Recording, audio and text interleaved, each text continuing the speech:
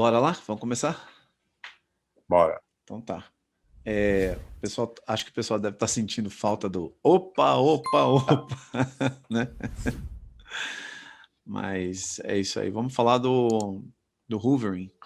Eu fiz um vídeo antes, sozinho, né?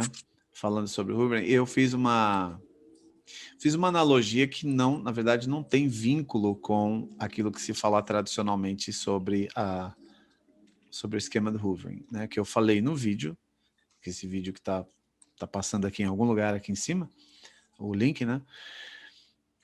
A analogia que eu fiz foi dos vendedores de aspirador de pó, da insistência deles de vender e tal, quando na verdade não é isso, né? Quando na verdade é a questão do poder de sucção do hoovering, né?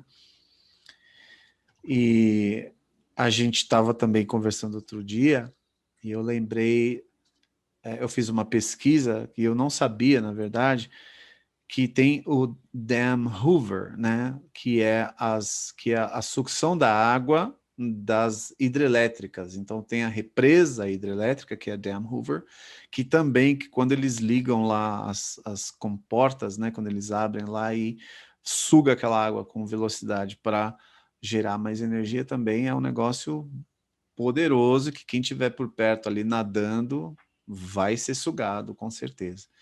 Então é só uma pequena correção, né, desse vídeo, porque foi uma analogia particular minha, né, que eu tomei liberdade poética para falar sobre isso.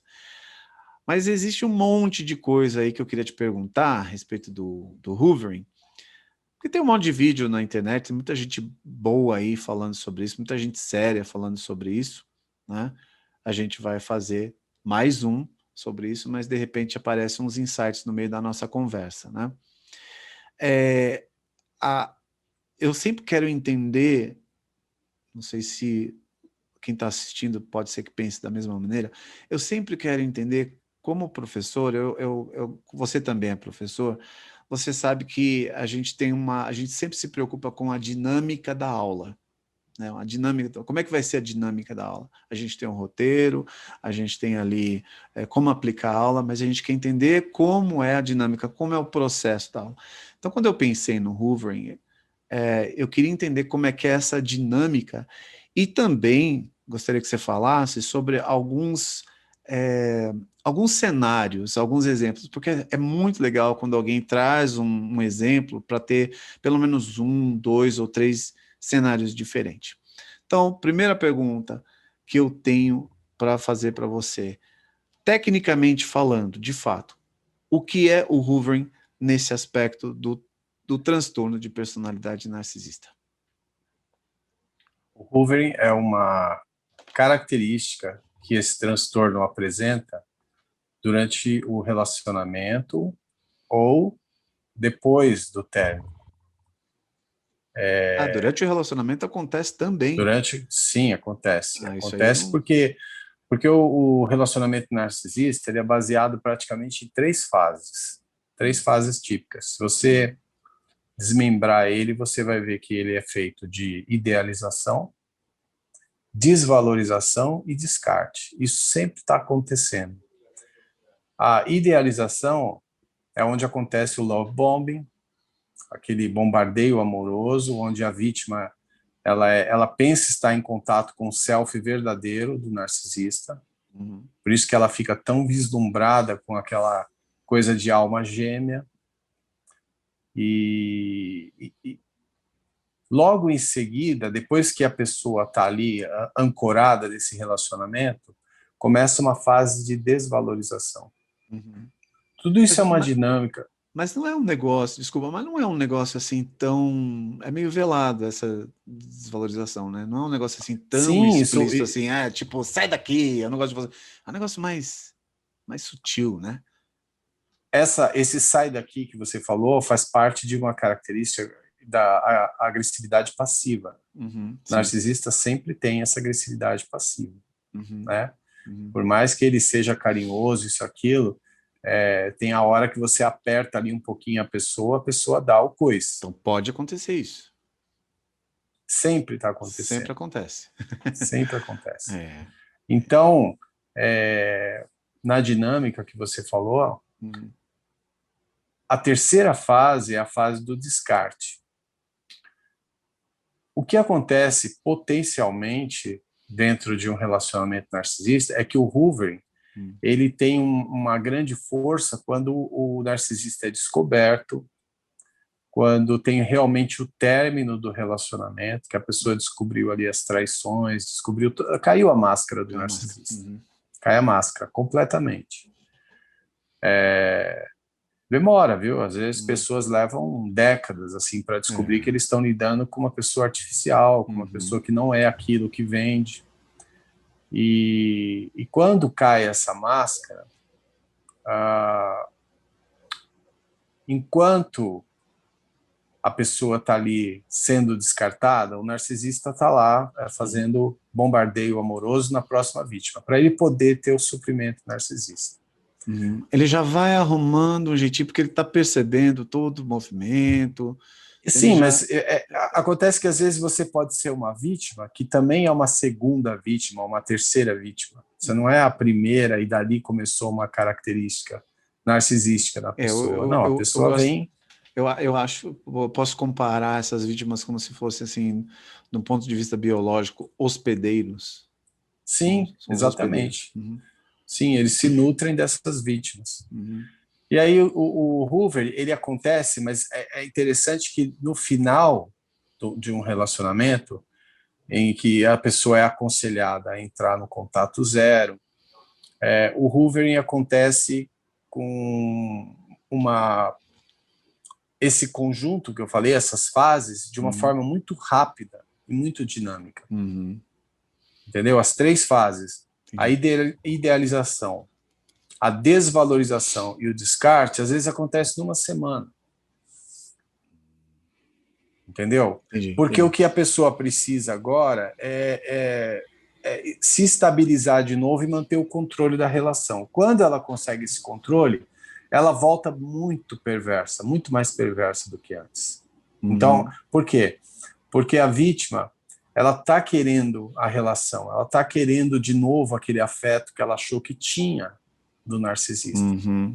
Só que essa pessoa não existe mais. E o narcisista, quando ele é descoberto, ele depois não faz questão mais de voltar com a máscara. Quer dizer, a vítima quer que ele volte com a máscara, mas sabe que não tem jeito. Não tem jeito, vai. Isso é por causa da dissonância cognitiva, né? A pessoa quer de volta aquela idealização, mas não existe mais. Mas o narcisista sabe disso, então ele consegue manter esse ciclo funcionando. Ele vai lá, aplica um hoover. O que é um hoover? Isso. É um telefonema, é uma ligação, é uma carta de amor, é uma fotografia, é algo que faça a pessoa pensar que existe afeto ali. Uma solicitação de amizade numa rede social, como o Facebook, ou começar a seguir no Instagram, por exemplo, mandar um e-mail, né, que você falou. Sim. Olha, o que eu poderia dizer como chave para todo mundo que sofre hoovering é o seguinte: narcisista nunca volta por sua causa. Ele nunca volta, mas ele usa os mesmos recursos que fariam você voltar por alguma causa. Porque uma pessoa que tem empatia, por exemplo, ela tem consciência de que alguém está em sofrimento. Sim. E ele fica lá, eu preciso voltar para aquele lugar por causa daquela pessoa. Ou o que eu fiz não foi legal, ou aquela pessoa está precisando, está necessitada. Então, por você achar que a pessoa pensa igual a você, você acha que essa pessoa vai voltar pelos mesmos motivos. E ele faz parecer que está voltando por esses motivos. E é por isso que a pessoa empática cai. É igual a pessoa, não sei se vai soar parecido, mas tem o filme, é uma ficção, né? O Homem-Aranha, da Marvel, que o Duende Verde, ele simula o choro de uma criança dentro do prédio que está pegando fogo. E o Homem-Aranha volta lá para resgatar, né? Porque ele tem aquela empatia, né? E, aliás, inclusive, é sempre isso que mostra, às vezes, o fraco dos super-heróis nos filmes, né? Que eles sempre têm aquela empatia, então às vezes as armadilhas são postas exatamente num cenário caótico como esse, um desmoronamento, um incêndio, uma coisa do tipo assim. E se a gente trouxer isso para a vida, na vida real, parece que tem sempre essa urgência, né? Quando ele volta, parece sempre que é uma coisa assim, quando eles voltam, né? Parece que é sempre aquela urgência, assim, de... E aí se identifica com essa empatia que tem, né, no codependente, faz com que ele morda a isca, porque é uma isca, né? Sim, exatamente, é uma isca. É uma isca.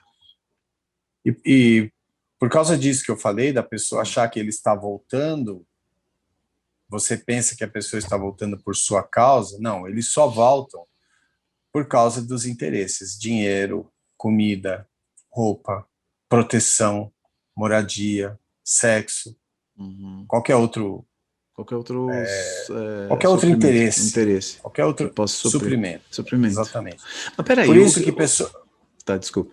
Por isso que pessoas narcisistas, se elas estão bem em qualquer situação, elas jamais vão procurar uma outra fonte de suprimento secundária, terciária, que não lhe dê algum interesse, que não lhe dê algum suprimento. Você entendeu? E ele pode voltar, vamos supor, às vezes o narcisista ele descobre uma fonte de suprimento, mas que não é tão boa quanto a primeira. Entendeu? Entendi. Então ele está sempre querendo ali cutucar a primeira vítima para voltar. Né? Então, às vezes é um voicemail, um e-mail em branco. Sabe? Um e-mail em branco? Em branco. E-mail em branco. Mas isso deixa, deixa o codependente com a pulga atrás da orelha, né? Porque ele fica exatamente, assim, porque... Em branco? Como assim? Eu acho que eles devem ficar assim...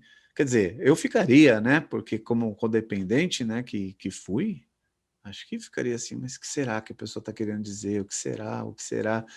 E é um negócio envolto de mistério, né? Aquela coisa misteriosa. Porque você fica preocupado, né? E é difícil resistir o Hoover. Entendeu? É difícil. Porque o que acontece o narcisista, ele visitou um lugar em você, geralmente pessoas que são vítimas de narcisismo, são pessoas que foram abusadas emocionalmente ou até sexualmente, foram pessoas invalidadas, e essas pessoas não têm bordas, elas não têm uma estrutura construída em volta da sua criança interior, do seu self. Elas não têm. E o que acontece? Elas criaram algumas bordas para viver em sociedade, mas que o narcisista nem vê isso como barreira, entendeu? É claro que no primeiro impacto, quando o narcisista está tendo contato com uma pessoa que é vítima, aquela pessoa se fecha em primeira instância. Só que o narcisista percebe isso. Então o que ele começa a fazer? Ele começa a se fazer do tipo respeitoso, do tipo que não entra, do tipo que tira os sapatos para entrar, estuda aquela pessoa, aí ele consegue. Aquela cordialidade, né? Aquela cordialidade, faz aquele café daquele jeito, né? E aí ele entra exatamente naquele lugar. Ele entrou naquele lugar, ele tem o mesmo acesso, o mesmo espaço que o abusador teve. O mesmo lugar, que não tem bordas. Entendi. Entendeu? Então fica ali uma pessoa adulta sendo vítima de uma outra pessoa, parecendo que ele está sendo abusado como foi na infância. Como foi na infância. É um ciclo vicioso, né?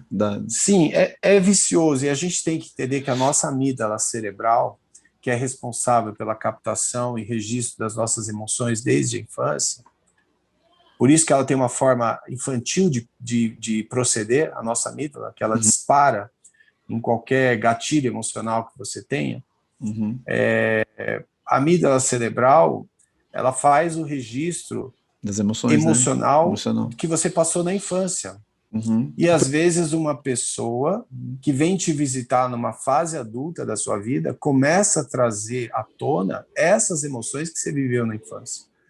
Por isso que pessoas adoecem quando estão em relacionamentos narcisistas, elas ficam adoecidas, muitas ficam deprimidas constantemente, às vezes são diagnosticadas com depressão, mas não é uma depressão que surgiu biologicamente, fisiologicamente, ali de alguma Sim, disfunção sim, cerebral. Não, foi causada. sim. É por causa da convivência com essa pessoa que de tanto gaslight, de tanta invalidação, de tanto love bomb, esse ciclo que eu falei, que é Uhum, tanta idealização, invalidação e uhum. descarte constante, essa pessoa vai perdendo as forças. É porque essas psiconeuroses, elas são, na verdade, muitas vezes é externo, mas muitas vezes também é uma tentativa, assim, meio que ineficaz de lidar com esses conflitos, esses traumas inconscientes, né? Então fica aquela pulsão, né? Eu gosto da palavra, latência, né? Que eu entendia errado, entendi por muitos anos errado o termo latente. Eu achava que latente era por causa do dedo estar latejando, né? Quando a gente batia com um martelo no dedo, quando criança não sabia manusear a ferramenta, então ficava latejando. Eu sempre acreditei que latejar era um negócio que ficava à flor da pele, e não é a flor da pele, né? O latejando é aquela pulsão que fica lá por dentro, né? Aquele negócio Latente. latente que fica. O latejar é uma pulsão, é como se fosse uma inflamação, né? Uma inflamação interna, profunda lá dentro de você, né? Então, a distimia, a depressão, as crises de ansiedade, síndrome do pânico podem ter origem nesses traumas inconscientes do contato com o narcisista, né? Porque o empata fica tentando, o codependente, ele fica tentando resolver isso de alguma maneira. Mas ele, como ele não sabe como que é todo esse processo, na verdade, ele não entende o que está acontecendo. E fica tentando entender, né? E gera essa confusão. Então, uma coisa, inclusive, que eu queria perguntar para você, é, fazer uma menção aqui do canal, né, do Dr. Kurt Mendonça, que eu gosto, né, eu acredito que você também deva ter assistido, e no livro dele, que ele fala sobre o manual de sobrevivência de narcisistas malignos, lá no capítulo 3, ele fala assim, que sim, o narcisista tem plena consciência do mal que ele faz. No caso do hoovering, eles têm consciência que eles estão fazendo isso de propósito ou é uma coisa meio que automática, assim, igual a abelha que sabe que não sabe que sabe e vai lá coletar o pólen e tal e volta. Eles sabem que eles estão fazendo isso de fato, de propósito? Sim, eles têm consciência, mas também eles estão fazendo igual você falou, a abelha, de coletar automaticamente, Uhum, entendeu? uhum. É aquela história do escorpião É que mais forte que eu, né? é mais forte que eu, eles Aham, sabem. entendi. Quer dizer, é duro, porque essas pessoas, a gente olha assim para um narcisista, para um psicopata, e vê uma pessoa completamente íntegra na sua intelectualidade, Uhum, entendeu? sim. É uma pessoa inteligente, é uma pessoa que tem o QI acima da média, né? Uhum, Geralmente o QI do um narcisista ou de um psicopata é acima, é maior. uhum. Muitos deles estão na política, muitos deles estão na Liderança, educação, liderança de em, empresas, em né? cargos de De liderança de liderança, empresa. e até trabalhando em busca de detectar fraudes. Quer dizer, jogando do Mas FBI, por sim, exemplo. sim, mas isso não, ele não deixa de ser um narcisista. Ele Uhum, continua sendo no seu continua sendo. convívio familiar ou qualquer lugar, mas ele é aquele cara que não tem nenhuma ingenuidade. Uhum, entendi. Eu sempre falo, né, que o, o codependente ele é ingênuo. Uhum, Ele é ingênuo. é. Mas ele tem uma diferença do narcisista. Uhum, Que é aí que tá. O codependente ele é intuitivo. Uhum. E a coisa que o narcisista mais tem medo é da intuição do codependente. Eles têm medo disso. Por isso que eles tentam disfarçar, tentam gaslight, porque a pessoa percebe que tem alguma coisa errada, ela percebe nos sentimentos, ela Uhum. percebe nas sensações do próprio corpo. Entendi. Pode falar.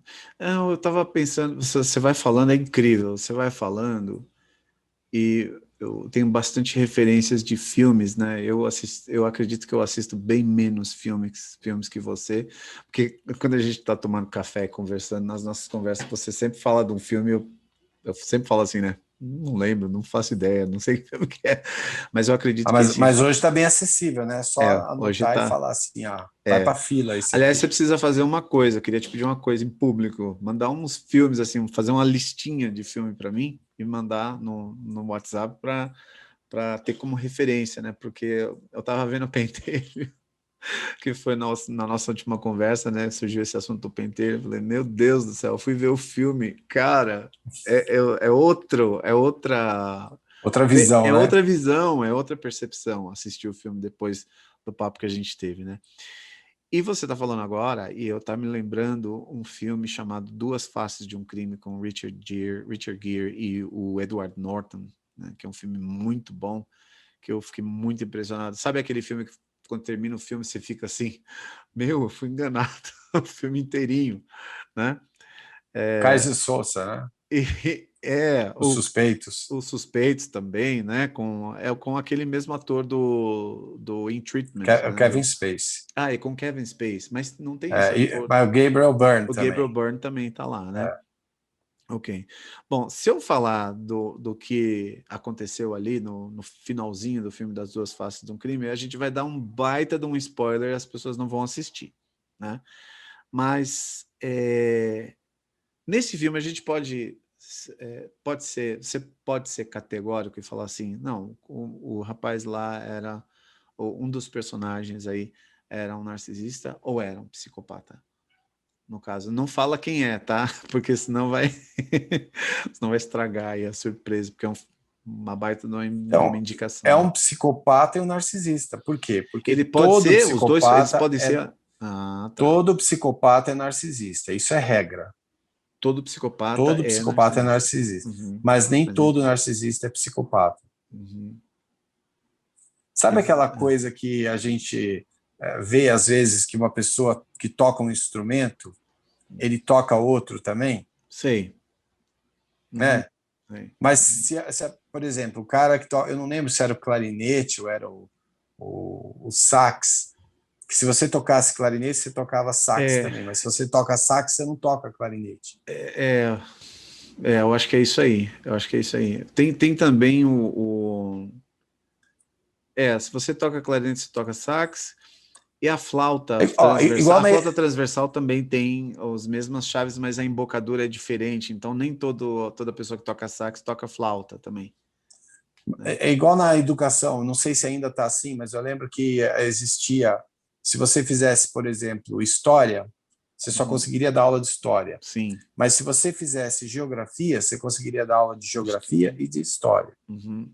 Uma coisa abrange a outra, Uhum. entendeu? Sim. Só para dar uma referência, para entender essa conceituação e essa forma de analisar um psicopata e diferenciar ele de um narcisista. Tá. Então, todo psicopata é narcisista, Sim. tá? Uhum. Então, nesse caso do filme, o cara é um psicopata Uhum. e, consequentemente, é um narcisista. A psicopatia é uma doença mental mesmo, fisiológica. No caso ali, é algo que está faltando ou Então, disfuncional ali dentro do cérebro. Mas é bom deixar bem claro que o narcisismo patológico é um problema moral, é um problema de comportamento, não é isso? há polêmicas, né? Só Uhum. quem pegou um bicho desse aí e viveu com isso é que começa a procurar mais para os extremos, né? Ver É, gente que fala com mais propriedade disso aí. sim. Na convenção geral é pegar lá o DSM-5, o grupo É. B, eles Uhum. são Para você ter uma ideia, é o seguinte, existe medicação para o grupo A, são os psicóticos, esquizofrênicos, existe medicação e tratamento tanto para o grupo A como o grupo C, que são o grupo de evitação, as pessoas com depressão, por exemplo. Mas o grupo B, não. Então, mas você não tem um remédio. Esse é chamado de cluster, né? Cluster B, né? Cluster B. É Cluster o B. grupo B. Uhum. Então, às vezes você fala doente, mas você fala, essa pessoa é doente, no sentido de, é como a gente dizia antigamente, olha, é loucura, não tem tratamento. Essa pessoa não tem como voltar disso aí. E por isso que essa nomenclatura está sempre mudando, né? Sim. Você não fala mais o psicopata em si, você chama de sociopata. Sociopata, né? Mudou o termo agora para sociopata. Tá. E outra coisa, esse transtorno de personalidade, que é chamado de um transtorno dissociativo, um transtorno antissocial, ele não pode ser considerado uma doença, porque você não consegue tratar isso aí, não é uma disfunção, não é algo que... Eu gosto muito do termo disease em inglês, né? Que tem conotação de desajuste. De desajuste, exatamente. É como se tivesse, isso aí está quebrado, disease, entendeu? Que tem vamos tentar ajustar. Tem esse prefixo aí que é do latim, né? Mas em português você não tem como denominar isso. Exatamente. Falar a respeito de uma doença, a pessoa tem uma doença. Ela tem um desajuste, você vai lá, toma um remédio, faz um tratamento, ou aprende a conviver com isso. Mas quando você tem um transtorno que muda os valores de lugar, entendeu? Entendi. A pessoa se justifica sempre. Eu lembro, tem um médico que ele criou um codinome para ele, eu não lembro o nome dele de verdade, mas ele tem um codinome que é Theodore Dalrympe. E ele foi fazer pesquisas em presídios, estudar esses transtornos também. E ele chegava lá, entrevistava o cara, e o cara falava assim... E como foi que aconteceu? Doutor, eu tive que matar minha mulher, senão eu não conseguiria ficar em paz. Ela me infernizava. Então ele começou a avaliar o que significava para a pessoa, a vida daquela pessoa que ele matou, em relação ao transtorno que aquela pessoa causava para ele. Ou seja, o incômodo, a situação inoportuna ou incômoda que a pessoa me causa é muito maior do que a própria vida dela. Então não tem nada mais justo do que eu ir lá e tirar a vida da pessoa, porque ela está me dando motivos. Está me dando motivos. E isso era recorrente. Entendeu? Então isso fez ele analisar como esses transtornos psíquicos eles estão relacionados com valores, porque as pessoas têm lógica no que elas pensam. Tem lógica. A pessoa é capaz até de falar assim, eu gosto de você, mas como você está fazendo barulho, eu vou ter que te matar, viu? Eu detesto barulho. Foi como aconteceu, inclusive eu vi uma observação de um jornalista, quando eu assisti um documentário a respeito do Pablo Escobar, foi quando ele começou a explodir aviões e repartições para matar uma pessoa, às vezes. E aí quem estava junto... e o argumento dele é o seguinte, a guerra é assim. Bem maquiavélico. Então eu vi esse jornalista fez uma observação muito, muito pontual, ele falou assim, foi ali que ele começou a se mostrar um psicopata. Entendeu? Porque fazia muito sentido, ele tinha que matar um inimigo dele, o inimigo dele estava dentro de um voo, era a oportunidade que ele tinha. É assim, não mandei você estar dentro daquele avião. Azar o teu, né? E nós estamos em guerra, entendeu? Uau. Os fins justificam os meios, né? Bem maquiavélico mesmo, né? Se eu tiver que matar o meu inimigo, ele está no meio da multidão, a multidão, quem estiver perto dele vai pro saco também, né? Então você vê que o transtorno ele absorve os valores da pessoa. A pessoa não consegue ter empatia, porque empatia é uma questão de valor dentro do coração. Então é uma perversão moral mesmo, né? É um distúrbio de caráter, uma coisa, uma perversão moral mesmo. Moral. Moral. Às vezes essas Uhum. pessoas elas até têm ética, viu? Então, aí que tá que eu queria entender isso aí, cara, porque muita gente quando pensa em ética, pensa, eu inclusive já pensei muito, eu achava que ética, quando eu falava assim, o cara é cheio de ética tal, eu achava que tinha, moral e ética eram duas coisas ali amalgamadas, né? Mas não é, né? O pior é isso. Tem um filme que chama Onde os Fracos Não Têm Vez. Olha aí. É Deixa eu aquele anotar. ator Javier Bardem. Javier Bardem, ele faz um psicopata daqueles assim que você tem medo de sair na rua depois, Meu né? Deus. Onde os É, fracos não têm vez. então. E ele tinha essas éticas. Por exemplo, aquele lance de escolhe aí a tua sorte. E o cara nem sabe que ele está com a vida ali por um fio, ele fala, escolhe a tua sorte. Aí o É cara porque. joga uma moeda, por exemplo. Uhum, Então ele não quer mexer no destino. entendi. Estava traçado, então hoje não é seu dia, eu não posso mexer nisso. Uhum, Então eles seguem alguns padrões de ética, mas sem nenhuma moralidade, uhum. entendeu? Então, voltando àquele assunto, acho que a gente deu uma desviadinha aí, mas A foi gente, tudo. a gente até desvia, mas acontece o seguinte, é que o tema ele é tão costurado que Ah, qualquer ponto que você voltar, você pega do início. então, eu tenho aqui, eu separei aqui 3 cenários, né? Que eu queria que você falasse um pouco sobre eles, o que você acha deles. Porque às vezes as pessoas escrevem alguns cenários, né? Você pode fazer consulta no Google, você vai achar 1 milhão de artigos aí, inclusive artigos muito interessantes com alguns cenários.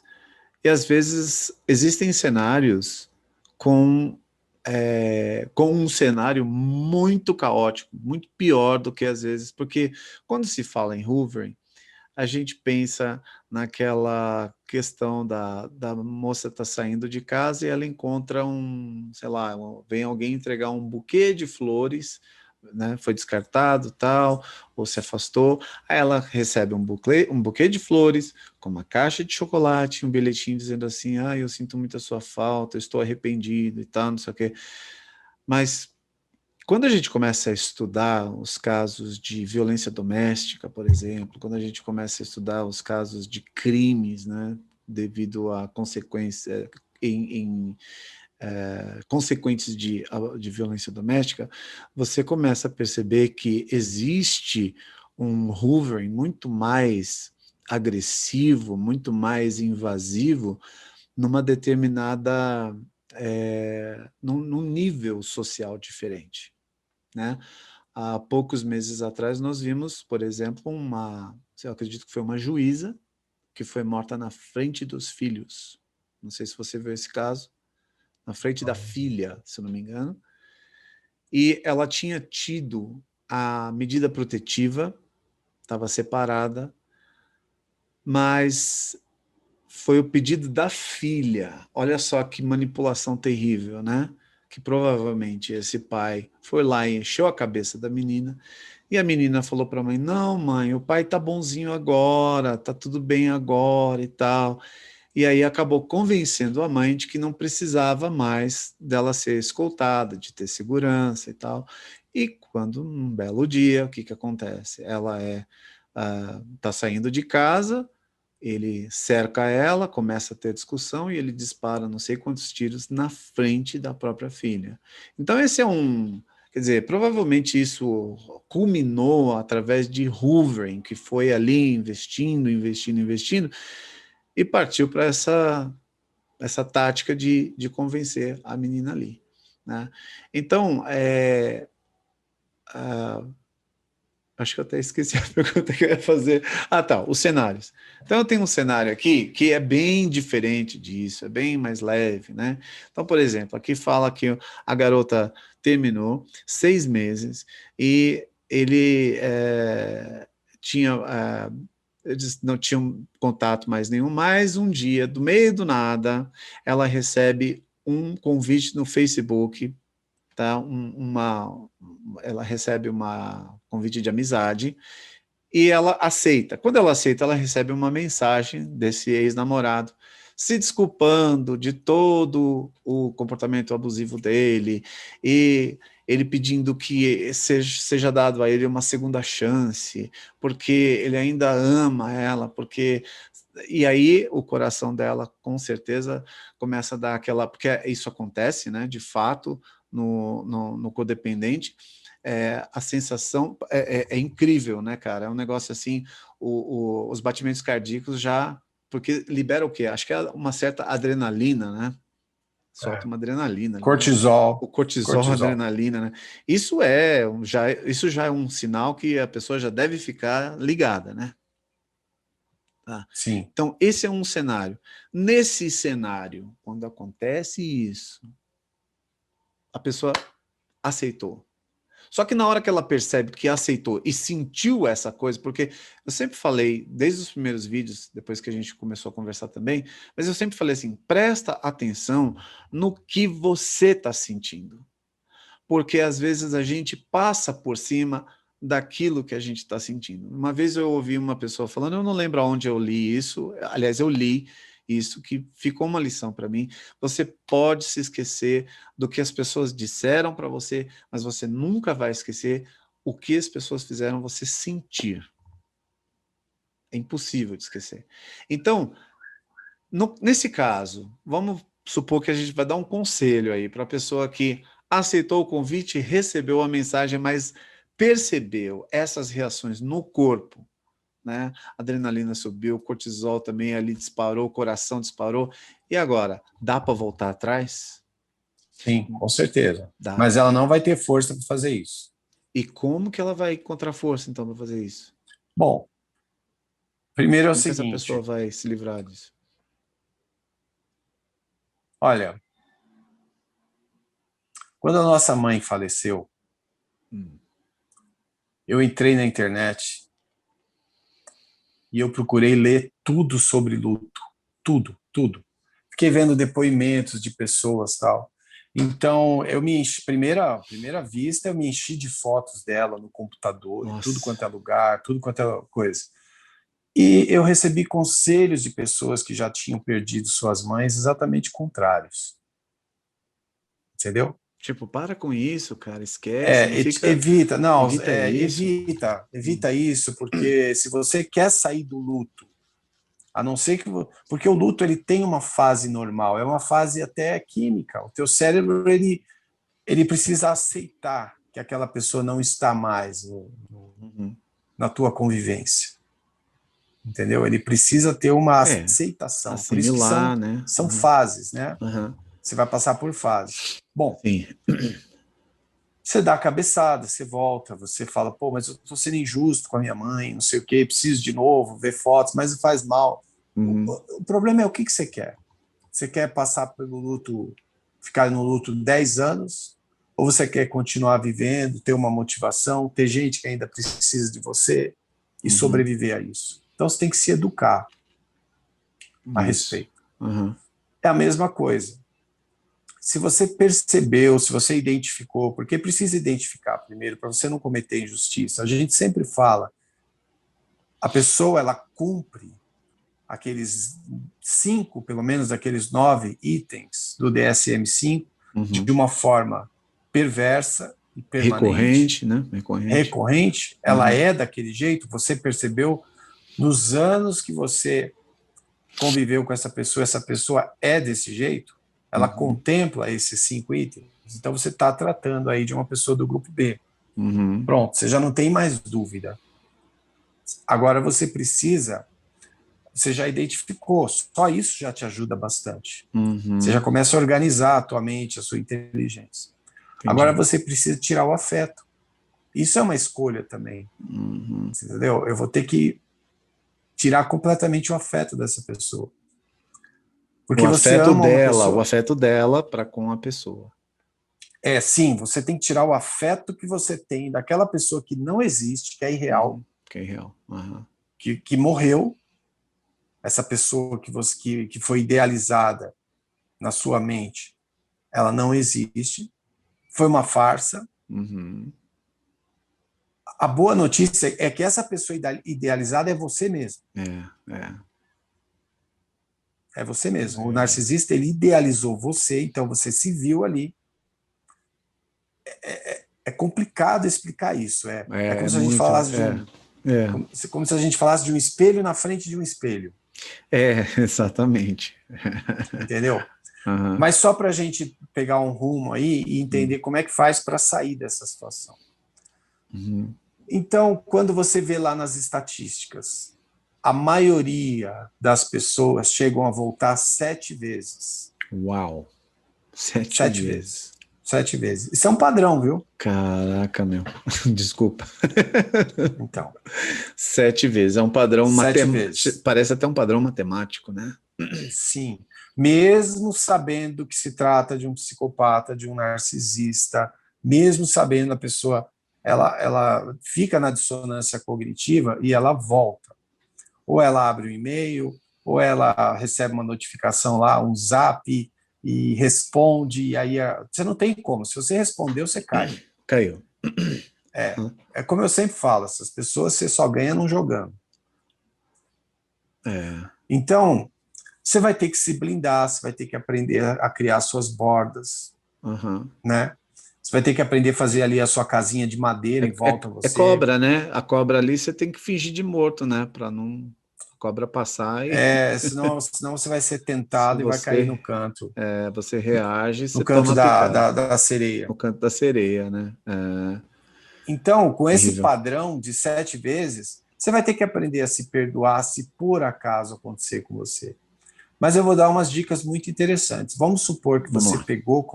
você pegou conversas no WhatsApp, você pegou coisas comprometedoras dessa pessoa que podem vir a público, Uhum. porque Sim. você se protegeu de uma certa forma. Uhum. Sim. Porque se você não tiver uma prova, ninguém vai acreditar em você, entendeu? Exato. Aquela pessoa é tão carismática, ela é tão É. perfeita que ela vai conseguir convencer todo mundo, Todo mundo. todo Exatamente. mundo. Então, você Uhum. percebeu o negócio, você começa a guardar documentos, você começa a tirar print de celular, você começa a tirar print de conversa. Por Uhum. quê? Isso já é um afastador de Hoover. Ah, tá. Se o, Você vai você vai se coletar, blindar, vai se você vai blindar. se Uhum. blindar. Você não vai entregar todo o jogo, né? Falar Claro que tudo que não. você tem. Não, claro que Mas não. você deixa claro para a pessoa que você tem Uhum. documentos, que você tem coisas que sem Compromete. nenhuma, sem Que, nenhuma ameaça, você não vai ameaçar, sim, mas você vai mostrar para essa pessoa que a imagem dela pode ser prejudicada. E sim. eles têm horror Eles disso. têm horror, pavor Tem disso, né? horror, tem horror. E por isso que eles não voltam. Ah, entendi. Agora, se você não tem nada disso, eles vão estar torto e à direita voltando. Voltando, tá? E Voltando. geralmente, quando eles descobrem que tem ali algo que pode comprometer, a primeira coisa que eles fazem é, às vezes eles chegam até mudar de cidade, né? Sim, mudam tudo. Mudam de cidade. Cidade, Aí sai das redes sociais. começa toda a dinâmica, né? A gente pensa que vai começar uma nova vida. Não, vai começar a mesma vida, só que em outro Não, lugar, vai né? começar uma nova vítima. Uma nova vítima, uma nova vida, É. né? Mas, cara, peraí, aí eu fico pensando assim, é que o Brasil é muito grande, né, cara? Então dá para o cara fazer um estrago, dá para essa pessoa, esse rapaz, essa garota, seja quem for, fazer um estrago assim por onde passar, né? Que não tem parada, né? Quer dizer, porque quando é crime, quando é criminoso, né? A pessoa, por exemplo, a pessoa estuprou uma pessoa aqui, aí muda lá para Mogi Guaçu, estupra outra pessoa lá, depois muda para Lambari, Minas Gerais, aí estupra outra pessoa lá. Quer dizer, isso deixa rastro, crime, e aí a investigação vai acontecer, a polícia vai atrás, e um dia a casa vai cair para esse cara. Mas, meu, com narcisista, com gente com essa patologia, essa pessoa é pega um dia, a casa cai para essa pessoa um dia ou não? Ou ela vai Porque existe, para quem foi vítima, inclusive eu acho que é um terreno muito perigoso que acontece com as vítimas quando elas acordam, é aquela vontade de se vingar. E, particularmente, eu acredito que não é a melhor coisa, porque é você entrar para uma guerra que é muito, é, é muito suja, muito suja. E aí, a casa cai um dia para esse povo, porque para essas pessoas ou não?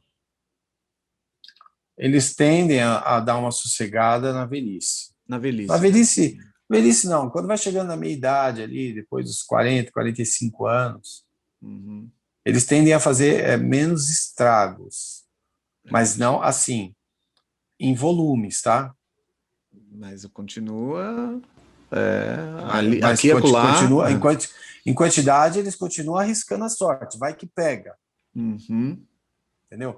É que a pessoa tem menos energia, né? Vai É. perdendo aquela potência, o que vai acontecendo? Vai ficando cada vez mais Uhum. descredibilizada, tanto por si mesmo quanto por outros, Uhum.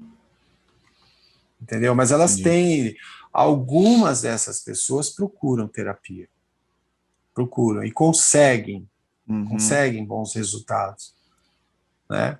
Uhum. Mas é como eu falei, a pessoa querer se educar, Uhum. não ficar na negação, saber que tem algo errado com ela, precisa de uma força, Uhum. precisa de uma força de vontade, querer as coisas. Uhum. É muito Então, desculpa. pode falar. Não, eu acho que é interessante você falar isso aí, da terapia, porque, embora o nosso canal tenha ajudado algumas pessoas, tenha esclarecido, principalmente as pessoas vítimas, né, e os codependentes, nenhum vídeo, é muito importante salientar que nenhum vídeo de internet, nenhum artigo de blog, nada que nesse aspecto pode realmente tratar uma pessoa com esses traumas, né, que são resultado desse abuso emocional, né, e muitas vezes até físico. Então, como a gente já conversou sobre isso, por que eu escolhi fazer psicanálise? E você ilustrou isso de uma maneira assim muito pontual, muito precisa, muito incisiva, quando você falou para mim que a psicanálise é como se fosse o violão artesanal. Você quer comprar um violão feito sob medida, com tocabilidade, né? Você usou essa metáfora, né? Você tem que comprar de um luthier, feito à mão, artesanal, que leva aí, tem luthiers aí que levam 1 ano, às vezes, para entregar um violão, não é isso? Às vezes leva Sim, às vezes seis, até mais, 2 anos. 6 meses, 1 ano, 2 anos, porque ele tem uma lista de espera e ele tem uma madeira que está lá passando por processo de maturidade da madeira e tudo mais, mas quando você recebe o produto na sua mão, é um violão que soa como, é um instrumento, né, que soa como nenhum outro instrumento de fábrica em série. E eu percebo que o que está acontecendo é que, não menosprezando as outras terapias, mas as pessoas estão cada vez mais procurando terapias que sejam muito mais rápidas e que solucionem os problemas muito mais rápido. Por que eu escolhi a psicanálise? Porque a psicanálise é exatamente isso, é um trabalho artesanal de um processo de conhecimento, de reconhecimento de si mesmo, de realmente penetrar no seu interior, no seu inconsciente, e que eu praticamente acredito que para quem passou por isso, não é algo que pode ser, não é uma terapia rápida que deve acontecer, é um negócio, sabe, detalhes, é detalhado, precisa de muita conversa, de muita terapia aí, e é por isso que eu recomendo a psicanálise para fazer isso. A pessoa pode escolher outras abordagens, né, junguiana ou cognitivo-comportamental, mas eu acredito que é isso. Então, é, o canal é bom, né? A gente sabe que o que a gente está fazendo é algo útil, mas que não substitui, que fique bem claro aqui para quem está assistindo, que não substitui. Isso não substitui uma terapia, isso não substitui análise, que é muito importante a pessoa passar por análise, né? Concorda com isso? Falei certinho, falei bonitinho? Certo. É isso? Falou certinho. Certinho. Fiz a lição. Você viu que eu fiz Você a lição de você casa. Você só não fez a comparação, né? Comparado ao quê? Por exemplo, sim, exatamente. Então vamos lá, completa aí, me ajuda, por favor. Do violão, não, né? Olha, uma terapia que eu indico, sempre eu falo da terapia cognitivo-comportamental, é porque muitas vezes os problemas que a gente está passando, que são psíquicos, e que causam problemas emocionais e às vezes problemas fisiológicos, você começa a ter uma alergia, você começa a ter uma mancha no corpo, você começa a ter um problema no fígado, começa a ter um problema estomacal, porque você entendeu algo errado. Você interpretou algo errado. Sim. Então a terapia cognitivo-comportamental é como diz o nome. Vai na cognição, mudou o comportamento, vai mudar a emoção, vai mudar a sensação, pronto, entendi. Você sai daquele bloqueio. Mas por ela ser aquela terapia que pegou o melhor de todas as outras terapias, ela comumente é acusada de ser reducionista. Não que seja. E não é. Não que seja. Não é reducionista. Não é, porque, vamos falar, a gente está falando de um caso aqui que é esporádico. Se a gente está falando de 5% da população ser psicopata, e nem todos são vítimas de psicopata, não é a grande maioria, é uma parcela mínima também, sim, que são vítimas de psicopatas e narcisistas, essa terapia não vai servir para eles. Vai servir para pequenas coisas. O que a gente precisa, na verdade, é de assessoria. Sim, exatamente. Vamos supor, você vai ser assessorado por um nutricionista, né? Que está com problema na sua alimentação, você precisa de alimentos que te deem energia, ou você precisa de alimentos que controlem, mudem o teu metabolismo, te deem uma... Enfim, você está se alimentando mal, você precisa ser nutrido. Você vai procurar um psicólogo? Não, vou procurar um nutricionista. Certo. Aí o nutricionista, ele está resolvendo bem essa parte. Só que você está com a parte emocional ainda muito fragilizada, muito confusa. Então você precisa de um psicólogo. Exato. Você precisa ser milionário para resolver todos os seus problemas? Não. Você precisa encontrar os pontos chaves e um de cada vez. Uma coisa de cada vez, exatamente. Uma coisa de cada vez. Ver qual que é a tua prioridade. A prioridade é o mais urgente, né? Aquilo que está mais urgente ali. Por exemplo, por que no exército, ou na guerra, ou qualquer lugar que você está, você tem que estar de botas? É a base de sustentação, né? Não só a base de sustentação, mas porque toda infecção, corte que você tiver ali vai entrar no pé. Entrar no pé, isso. Entendeu? Então, assim, você anda sem camisa, você tira a roupa, você tira o que for, mas não tira as botas. Sempre de botas, não tira as botas. Você tem que preservar a prioridade. Então, assim, você está numa situação que você está em frangalhos, que você está emocional, que você está se alimentando mal, mas que você está doente. Você vai saber o que é que eu tenho que procurar primeiro. Exatamente. Procura um psicólogo que não precisa, em primeira instância, ser uma pessoa que seja especialista. Por que eu falo isso? Porque a internet, canais como o nosso, servem para fazer avaliações e ajudar a direcionar. Sim, sim. Então, olha só, eu sou um neuropsicopedagogo que não posso dar diagnóstico. Sim, mas pode avaliar. Mas eu posso fazer uma avaliação, por exemplo, a respeito de síndrome de Tourette, que muitos médicos, neurologistas e psiquiatras não conseguem dar. Sim. Então, muitas vezes, uma avaliação bem feita é melhor do que 10 diagnósticos mal feitos, mesmo que seja pela mão do médico. Então, se a pessoa chega num canal do YouTube e ela vê que é sério, ela vai pesquisar, ver se as coisas que nós estamos falando têm sustentação, têm base. Então, ela começa a se direcionar e saber quem ela procurar em primeiro lugar. Sim, entendi. Entendeu? Entendi. Se ela já entendeu o que ela vai precisar, ela vai precisar se acalmar. E o problema dessa história de abuso narcisista é o seguinte: você chega lá num psicólogo e geralmente ele vai tentar deixar essa história meio de lado para trabalhar com com você e, de certa forma, a culpa sempre acaba caindo no seu colo. Exatamente. Eu acabei conversando com uma pessoa que me procurou e que foi vítima, né? Eu prestei assistência e dei uma orientação, não atendi como psicanalista, obviamente, porque eu não tenho a habilitação para isso ainda, mas orientei ele a procurar terapia, e ele me agradeceu e disse assim, cara, você não sabe como eu estou me sentindo bem, isso aconteceu num lugar onde eu estava viajando, eu procurei uma psicóloga de emergência, quando eu cheguei lá, ela me deu um sermão e colocou toda a culpa em mim, eu saí de lá mais miserável ainda.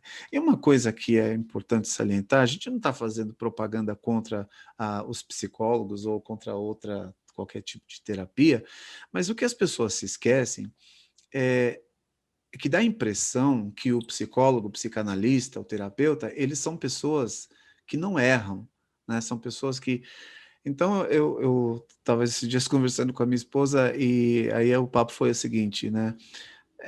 Que a gente chegou à conclusão, poxa, tem pedreiro bom, tem pedreiro ruim, tem mecânico bom, tem mecânico ruim. Profissionais, tem profissionais de todos os tipos.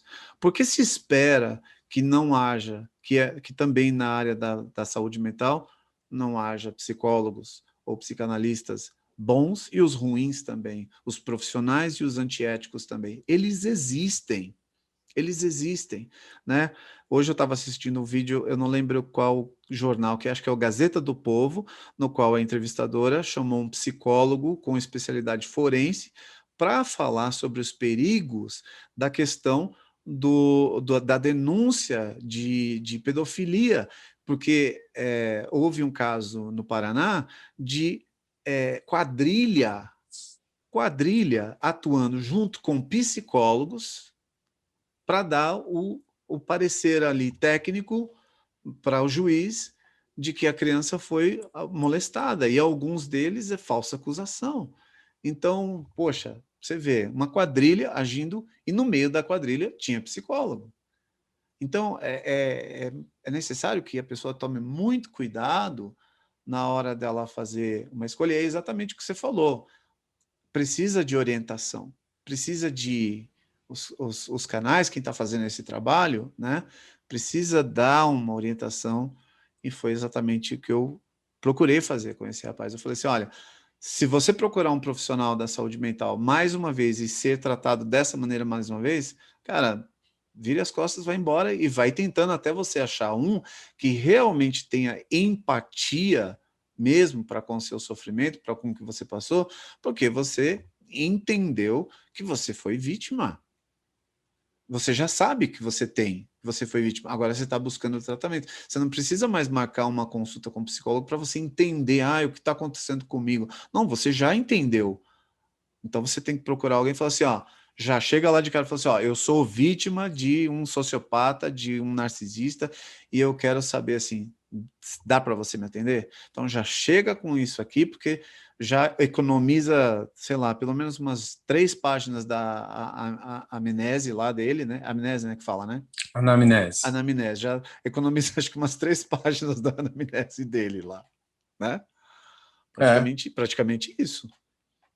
Mas o ponto, na minha opinião, não é nem esse. É que não é questão de ser bom ou mal profissional. É questão da coisa ser desconhecida.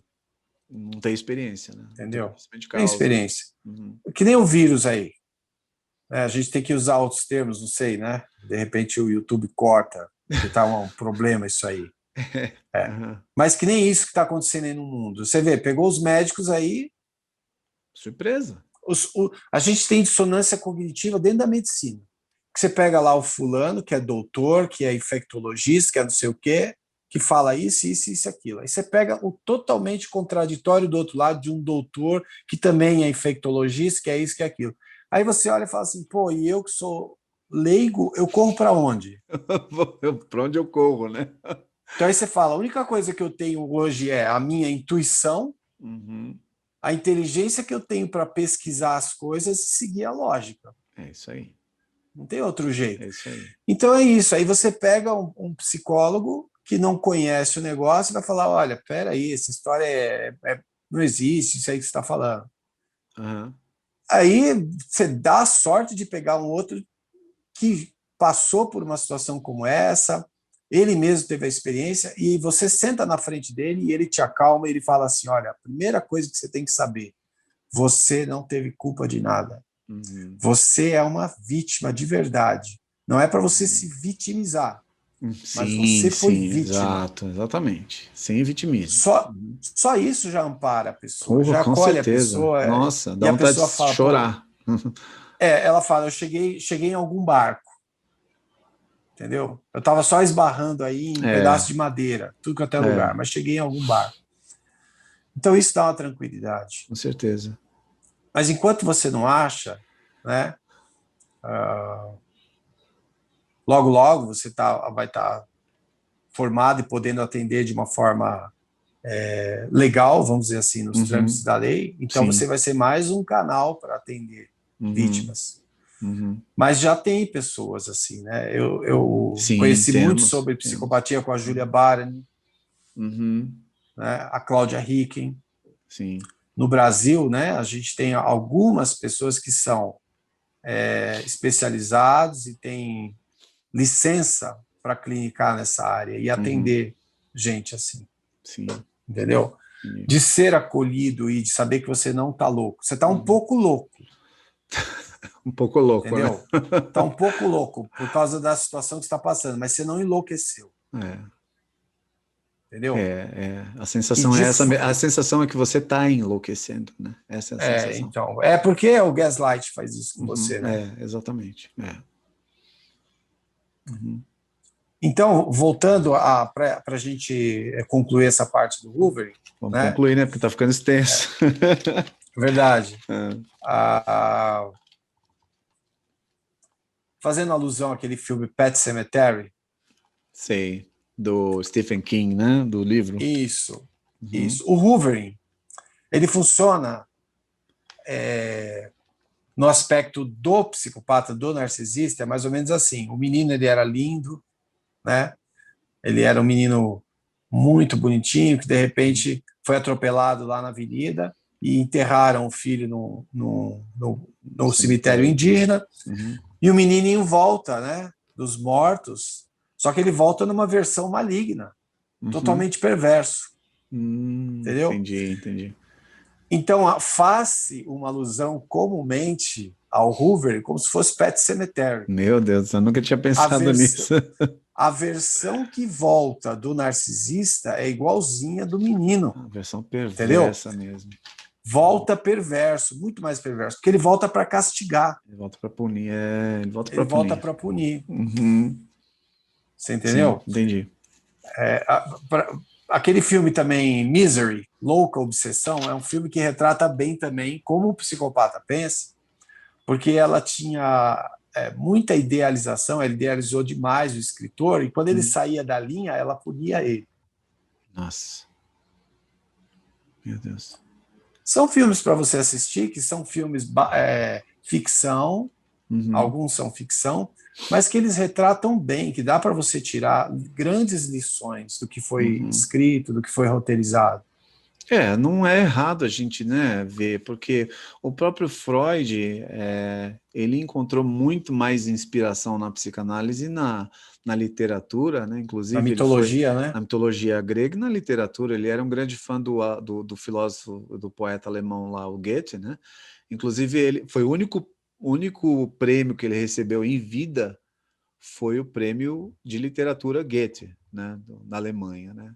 Então, É. a literatura ensina muita gente, né? A filosofia e a literatura vai ensinar. Porque o que é a literatura e a filosofia, se não ali a representatividade dos dramas humanos, né? Da humanidade, né? Da mente, inclusive, né?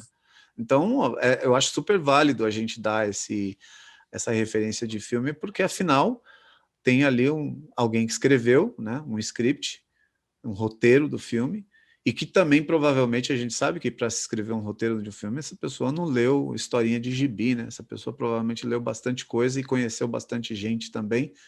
Então eu acho super válido assim essa questão do filme.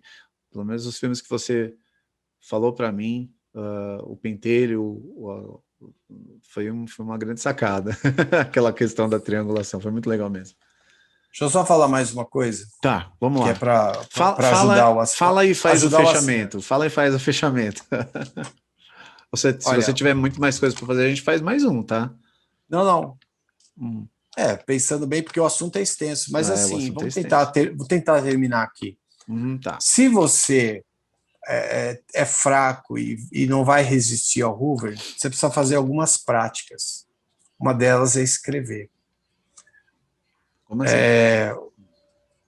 O perdão é algo que a gente aprende com a moral, que a gente aprende com as tradições, principalmente tradição judaico-cristã, de que o perdão é algo que você oferece para a pessoa como sendo nobre e como sendo uma autolibertação também. Sim, sim. Mas nesse caso, não adianta você perdoar uma pessoa que vem para te destruir. Você precisa aprender a se proteger. Você não tá deixando de perdoar porque você é mau. Você entendeu? Você está simplesmente se blindando para o lobo não entrar na sua casa e devorar todo mundo. É outra história. É outra história. Então, o que você tem que fazer? Você tem que fazer uma lista, escrever uma lista com todos os comportamentos inaceitáveis dessa pessoa. Por exemplo, ele batia no cachorro, destratava minha mãe, destratava meu pai, me diminuía em público, gostava de ter toda a atenção e ficava de cara feia quando, por exemplo, chegavam meus amigos. Destratava meus amigos. Uma vez quis sair do carro e bater na pessoa no trânsito só porque olhou para ele. Então você vai pegar todos os comportamentos, não só inadequados, mas que você viu que são inaceitáveis, que são perversos. Sim. Você vai escrever no papel e vai ler todo dia isso para você eliminar a dissonância cognitiva. Isso. Igual aquela lavagem cerebral que gente que foi vítima de seita. Você vai fazer uma lavagem cerebral, seita, exatamente. Né? Você está fazendo. Você precisa colocar. Você precisa. E olha, no mínimo 25 itens, tá? Tem bastante coisa. No mínimo 25 itens? No mínimo 25 itens. Eu preciso fazer isso. 25 itens. Você não está fazendo para pegar raiva da pessoa, não é isso. É um treinamento. Tá aí, é um treinamento. É um treinamento para o teu cérebro dissociar, entendeu? Para ele sair da simpatia que você nutre por essa pessoa que não existe. Mas é sutil, né? Porque às vezes a gente pensa que está forte e tal, aí você vê um vídeo, vê um exatamente, negócio, é como se fosse um foco, viral, ainda está em você. Não foi eliminado 100%. Não pode. Então você precisa estar combatendo com o que você puder. Muito boa essa dica, muito boa essa dica. Gente, eu gostaria muito de estar ensinando o diário de gratidão. Em outra oportunidade eu faço isso. Tá, vamos Mas fazer. nesse caso aqui, para o Hoovering, você tem que fazer isso. Tem que fazer uma lista que ande sempre com você. A hora que você vê lá a caixinha de e-mail, com o e-mail da pessoa, aquela coisa pretinha, né? Que fica aquela... como é que fala? Fica a mensagem pendente. Não lida. Não lida. Então ela está lá... Não, mas como é que é o nome daquela fonte que fica mais escura? É a fonte... É o negrito, né? Que fica em... Isso, está em negrito. Está em negrito. Você viu lá o negrito e o nome da pessoa. Você vai clicar, você pega a sua listinha. Pega a lista, já lê bem alto. Lê alto. Você lê em voz alta, lê para você mesmo, para você tirar essa dissonância cognitiva. Respira ali uns 10 segundos e deleta. Já era. É isso deleta. Aí. É isso aí. E você vai ganhando força fazendo isso. Olha só que dica. Pode ser que você chore até no primeiro, segundo e-mail, qualquer coisa. Daqui a pouco, já começa a ir direto para o spam, para a caixa de lixo. Isso é uma coisa interessante, porque, cara, se a gente trouxer isso para a política, né? Eu estava conversando com a minha filha a respeito disso, e eu falei para ela assim, cara, você já imaginou você tá Você tem uma economia de mais ou menos... Imagina teu pai, 50 anos, tua mãe, 50 anos, eles têm uma economia de 200 mil reais na poupança, de repente vem um presidente louco e fala assim, ó, a partir de amanhã está confiscado, a gente devolve, mas só Deus sabe quando a gente vai devolver e tal. Aquele dinheiro foi suado, gasto, e aí o teu pai tem depressão, tua mãe tem depressão, daqui a pouco, aí seu pai não aguenta o tranco, seu pai comete suicídio. Aí ela olhou e falou assim, nossa, mas que presidente que fez isso? Eu falei, pois é, você tem só 17 anos e você não sabe dessa história, né? Que coisa, né? Então, acho que é por isso que o país está do jeito que está, porque o brasileiro tem uma memória muito curta, ou não entende, ou não quer se inteirar da sua própria história, né? E é por isso que a gente fica assim. Então, essa coisa da questão da lista, dos 25 itens ali, eu acho que é o dever de casa de todo brasileiro, assim como ele tem que entender a história da política do Brasil, entender por que está o rebu que está na nossa política hoje, ele também tem que fazer esse exercício assim, falar assim, ó, aqui está o histórico da maldade, de tudo aquilo que me fez sentir mal hoje. E dependendo do teu esforço, essa lista pode chegar até 50, tá? Ah, acredito que sim, acredito. Bom, É a isso pena, aí. pena quem deixou de assistir o vídeo antes, porque perdeu a dica de ouro que você deu aí dessa lista, que foi para mim maravilhosa. E você nunca falou isso para mim, hein? Essa é a primeira vez que você está falando isso em É mesmo. rede nacional. É, isso aqui é inédito. Eu acabei de falar. Isso aqui ganhei de presente. Eu ganhei de presente hoje isso. Nem nos nossos cafés você falou isso para mim. Quer dizer, É tanta você coisa, falou, né? mas você falou de outro jeito, mas da lista eu curti demais. É porque eu tenho uma parede aqui cheia de post-it, né? Então eu vou, eu vou incluir aqui, ó, Ué. na parede aqui.